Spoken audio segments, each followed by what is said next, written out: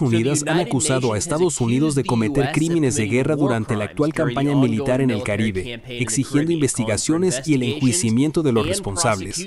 Pero sinceramente, no creo que la situación vaya a cambiar pronto. De la noche a la mañana, el Pentágono anunció otro ataque letal, y el plazo de 60 días que tiene el presidente para obtener la aprobación del Congreso para estas acciones vence hoy, y prácticamente no hay cobertura mediática al respecto.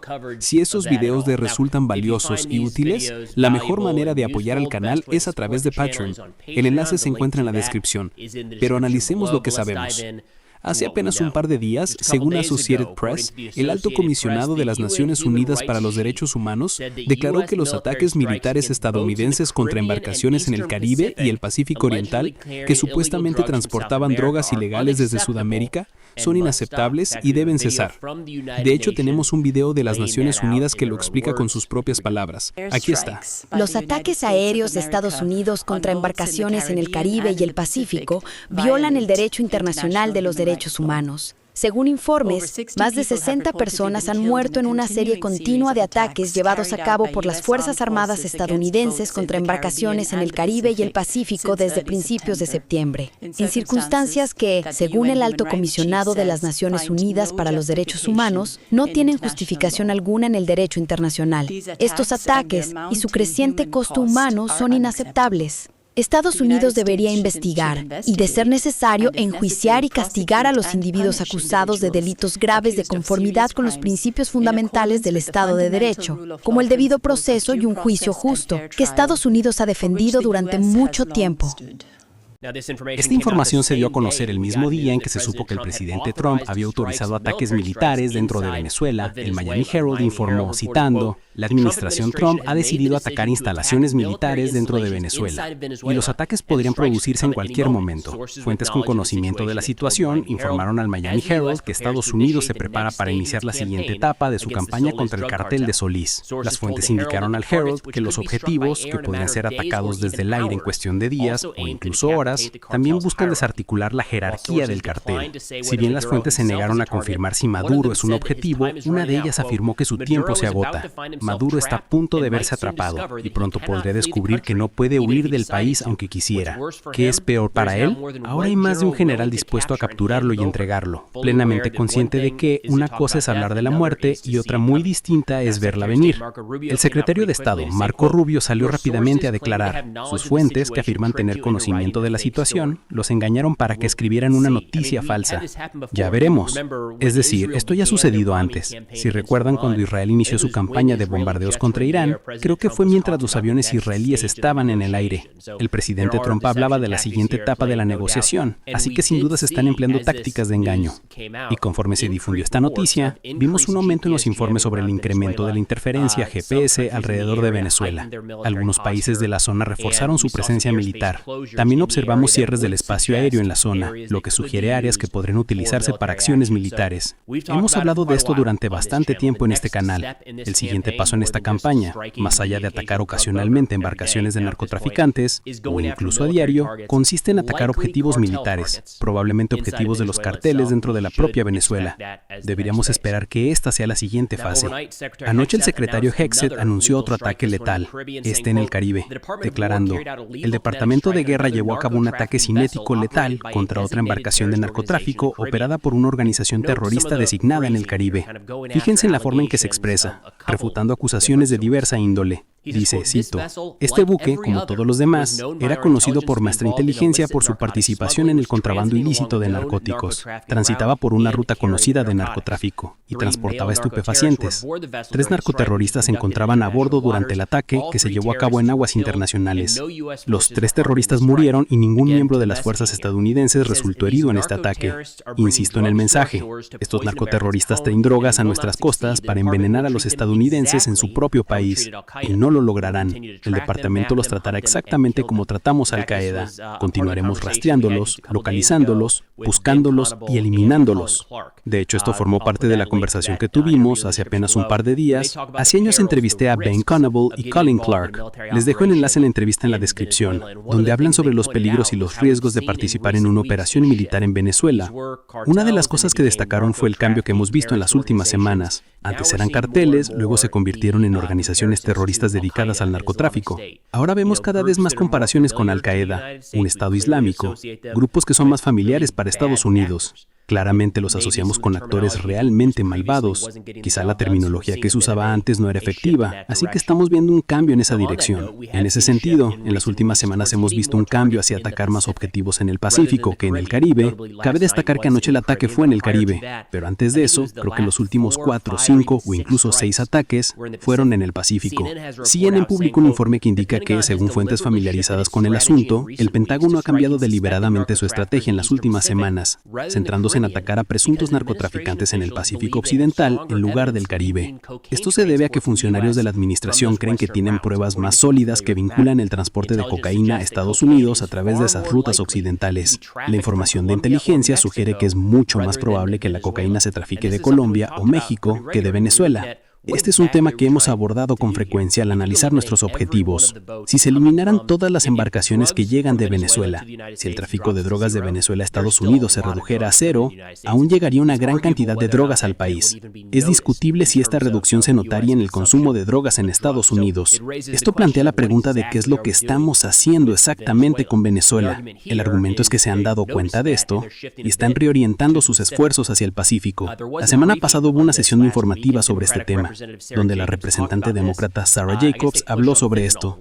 Supongo que insistieron un poco en el tema del fentanilo y verán ese argumento. Oigan, el fentanilo es el asesino. La cocaína no es buena, por supuesto, pero el fentanilo es la sustancia que ha provocado tanta sobredosis en Estados Unidos últimamente. Así que parece que los legisladores están presionando sobre eso. Y la respuesta que obtuvieron fue que la cocaína facilita el consumo de fentanilo. Repito, no sé si hay alguna prueba de que el fentanilo venga de Venezuela, mucho menos de un porcentaje significativo. Y ciertamente no la mayoría que entre Estados Unidos. Así que de nuevo hay un pequeño cambio en el enfoque de estas operaciones. El representante Jacobs dijo, cito, ninguno de ellos pudo decir qué están haciendo al respecto con el fentanilo. El fentanilo es el verdadero problema aquí. Y en realidad no están abordando el fentanilo en ninguna de estas operaciones. Saben, yo probablemente intentaría adoptar una postura intermedia. Las drogas son un problema, punto. El fentanilo es sin duda un problema mayor, pero no creo que debamos abandonar las operaciones antidrogas si no se centran exclusivamente en el fentanilo. Sin embargo, estamos viendo un cambio en el enfoque.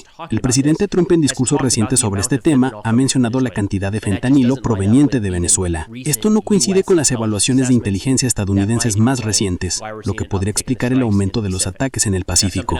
Ahora bien, otro punto que he insistido mucho últimamente y que considero importante es la supervisión del Congreso, y quien aprueba y autoriza la continuación o incluso el uso inicial de la fuerza militar. Parece que esta semana el jefe de la oficina del asesor legal de Trump, T. Elliot Geiser, declaró ante los legisladores que pueden continuar con los ataques letales y que no están sujetos a leyes de hace décadas que exigen la aprobación del Congreso para las hostilidades en curso. Es decir, no lo necesitan.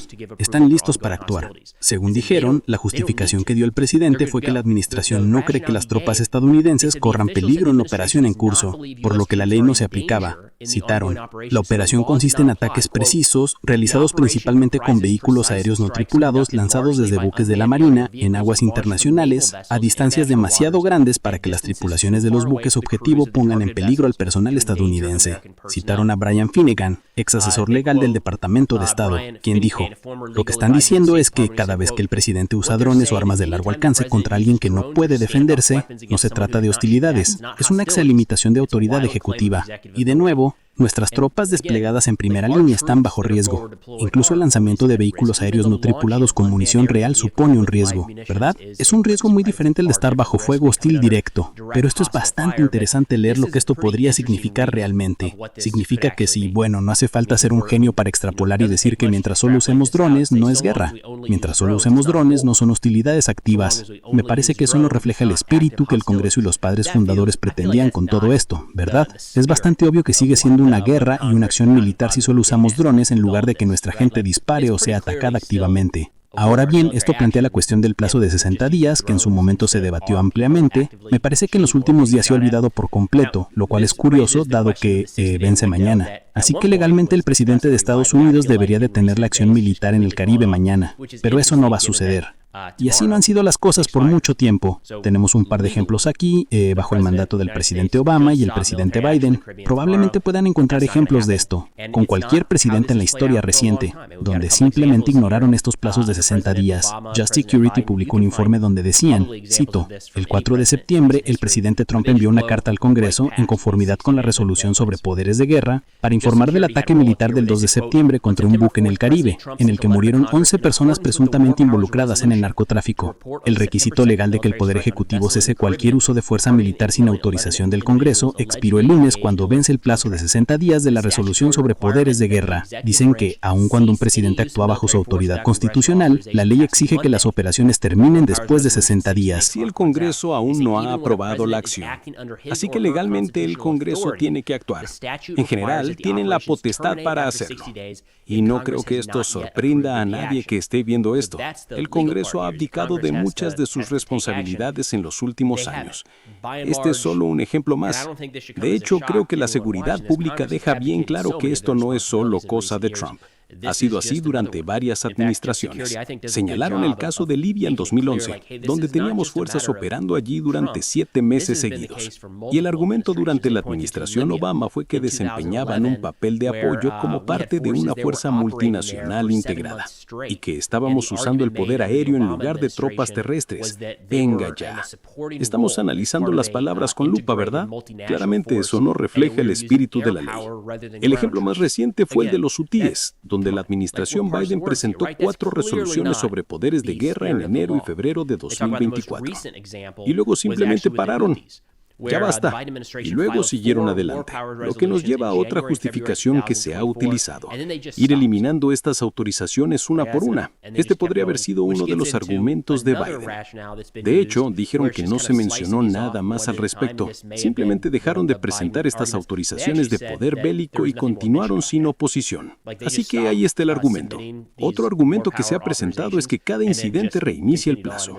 Si aplicáramos esto a los hutíes, cada vez que lanzaran munición contra un barco estadounidense se reiniciaría el plazo de 60 días. De nuevo, probablemente no era la interpretación que se pretendía, pero estamos empezando a ver cierta oposición dentro de Estados Unidos por parte de legisladores de ambos partidos. Según Fox News, 2 senadores de ambos partidos están pidiendo al jefe del Pentágono que entregue copias de las órdenes emitidas para atacar barcos en el Caribe, supuestamente dirigidos contra narcoterroristas. Los senadores Jack Reed, demócrata de Rhode Island, y Roger Wicker, republicano de Mississippi, publicaron 2 cartas que enviaron en las últimas semanas en respuesta a los repetidos ataques contra embarcaciones sospechosas de narcotráfico. Explican que la primera carta, fechada el 23 de septiembre, detallaba los requisitos legales para la supervisión del Congreso sobre las órdenes militares ejecutadas, incluyendo la obligación de que los comités de defensa del Congreso recibieran copias de las órdenes dentro de los 15 días posteriores a su emisión. Añadieron que, lamentablemente, el Departamento de Justicia no ha cumplido con esta solicitud. La segunda carta, fechada el 6 de octubre, solicitó una opinión por escrito de la Oficina de Asesoría Legal del Departamento de Justicia sobre la base legal tanto nacional como internacional para llevar a cabo los ataques y las operaciones relacionadas. Agregaron que el narcotráfico es un delito terrible con consecuencias devastadoras para las familias y comunidades estadounidenses y que debe ser perseguido. No obstante, las acciones del presidente para responsabilizar a los presuntos narcotraficantes deben ajustarse a la ley. Mañana es un día clave en ese sentido. No creo que haya nada en el horizonte que vaya a provocar un cese de las operaciones militares. Todo indica, según lo que vemos del Pentágono, de la Casa Blanca, del Departamento de Estado y de cualquier organismo relacionado, que los ataques continúan y seguirán. Y preveo que a medida que continúen, empezaremos a oír más críticas de la comunidad internacional. Por supuesto, hemos oído condenas de países como Colombia y Trinidad, donde algunos de sus ciudadanos se han visto atrapados en medio de todo esto. En un caso, claramente se trataba de narcotráfico. Iban en un narcosubmarino. También ha habido acusaciones de que algunos ciudadanos no vinculados a los cárteles se han visto involucrados en esto. Así que tenemos eso. Probablemente oiremos más de las Naciones Unidas. Me sorprendería que esta fuera la última vez que se pronunciaran al respecto. Y estamos empezando a oír un poco más de legisladores de ambos partidos. Una vez más, lo importante aquí, al menos en mi opinión, es que no queremos vernos envueltos en una guerra y de repente encontrarnos luchando en un conflicto para el que no nos habíamos apuntado. Y ese fue precisamente el tema central de la conversación que tuvimos hace un par de días con Colin Clark y Ben Conabo, quienes dijeron que si vamos en esta dirección, seamos muy conscientes de en qué nos estamos metiendo y asegurémonos de tener una estrategia clara sobre qué queremos lograr y cómo. Eso es todo por ahora.